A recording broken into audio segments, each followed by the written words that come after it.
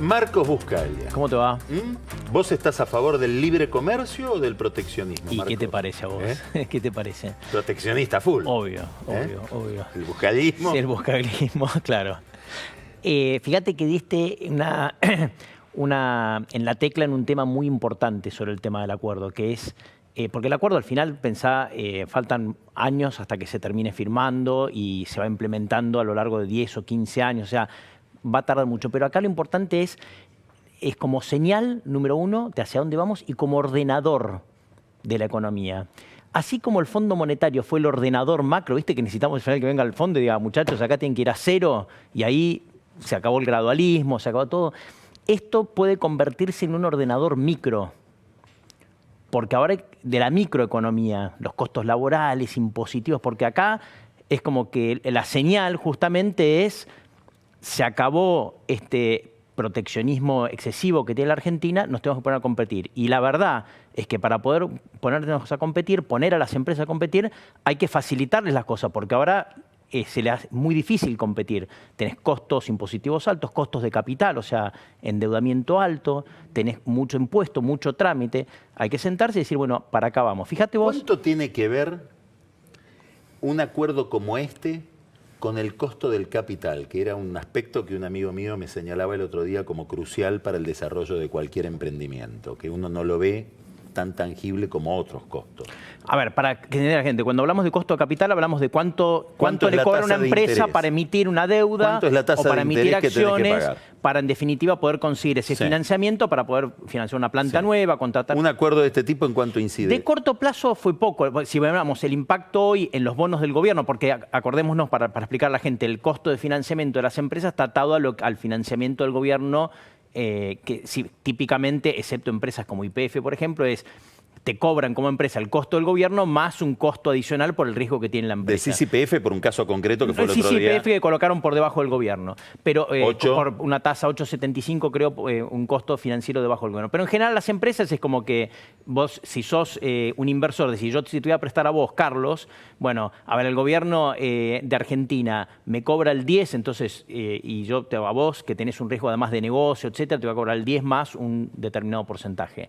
Eso en Argentina, de nuevo, el costo es 10 para el gobierno, con lo cual las empresas es más que 10. En otros países, por ejemplo, vas a Colombia, Brasil, etcétera, están 4, niveles mucho más bajos. De corto plazo, el impacto sobre los bonos del gobierno fue muy, muy bajo. Hoy subieron un poquito los bonos, porque yo creo que todavía me parece que la gente está esperando para ver, digamos, cómo siguen las negociaciones, se aprueba, no se aprueba. Y porque además el mercado me parece está muy concentrado en este tema, este temita que hay antes que se llama elecciones. Entonces me parece que de corto plazo es poco. Ahora, de mediano plazo termina impactando porque el costo cuando un país crece más, si vos tenés un acuerdo que te permite crecer más, si vos creces más, la posibilidad de que tengas una situación fiscal es mejor y si tenés una situación fiscal mejor, en definitiva podés bajar tu costo de financiamiento. Entonces termina teniendo un impacto. Lo que pasa es que no lo ves hoy. O sea, vos estás diciendo lo que dice Alberto Fernández en la entrevista que le hicieron Gabriel Sued y Martín Yebra. No se puede hacer el ajuste fiscal sin crecer.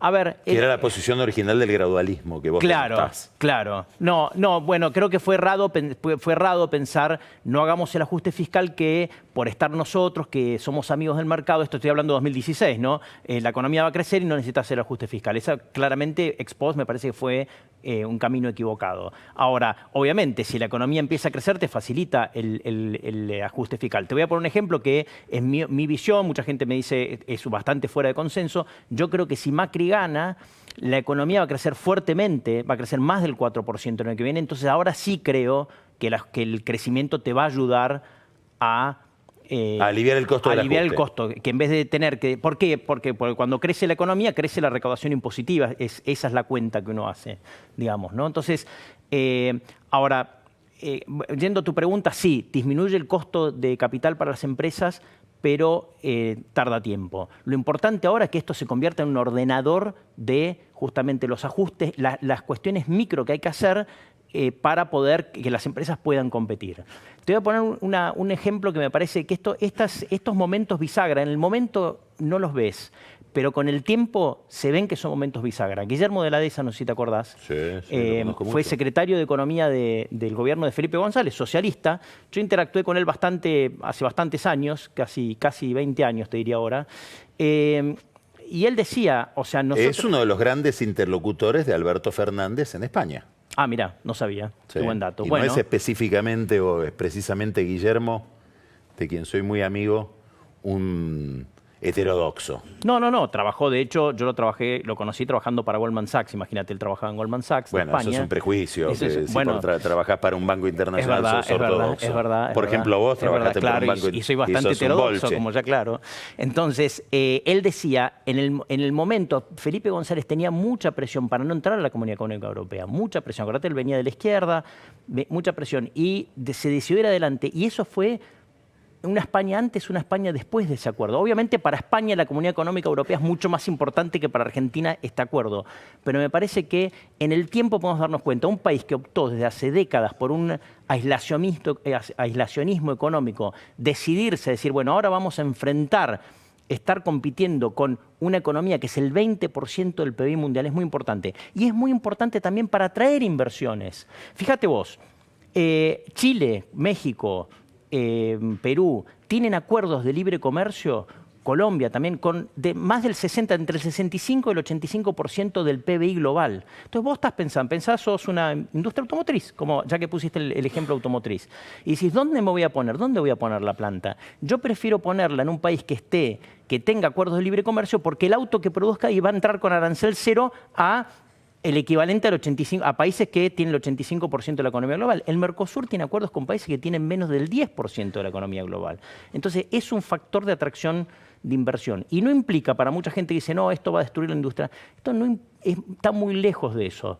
Mencionaste la industria automotriz y es un caso que me gusta bastante para mostrar a la gente que no es un tema de o tenemos industria automotriz o la abrís y desaparece la industria automotriz. Fíjate lo que ya está pasando en la industria automotriz. Lo que está pasando en la industria automotriz es lo que estás viendo es una especialización en pickups. Toyota se especializa en la Hilux. Al ganar escala, produjo más de 140.000 pickups el año pasado, 30% de la producción argentina de autos fue de Toyota, gana escala como para volverse competitiva. Entonces es competitiva no solamente en el Mercosur, sino que exporta a más de 20 países. Ese camino lo están siguiendo ahora Volkswagen y Ford, que van a construir una pickup en conjunto. Entonces no es industria sí o industria no, es qué tipo de industria, qué tipo de productos y en qué nos especializamos. Última pregunta. ¿Cuánto le pega esto al mercado hoy por fetichismo? ¿Qué quiero decir? El mercado de bonos, el mercado del dólar. Acuerdo de libre comercio es bueno, baja el dólar y mejora el índice de riesgo país. ¿Hay algo de eso?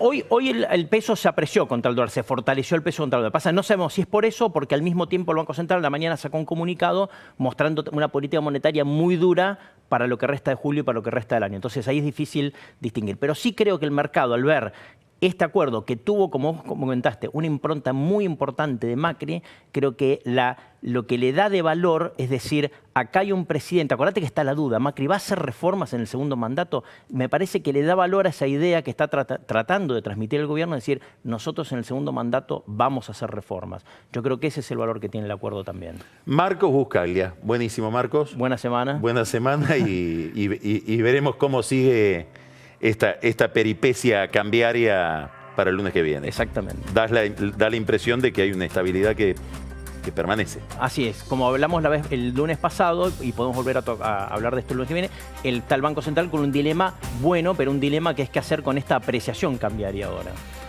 Viene enseguida Pancho Olivera con un tema muy interesante. ¿Qué pasa entre Cristina Kirchner y Alberto Fernández? ¿Cuánta armonía y cuánta disonancia hay y cuánto eso se está expresando en las campañas? Y después, el retrato del hombre misterioso que va a realizar en el whisky Carola Gil. Ya volvemos con Odisea.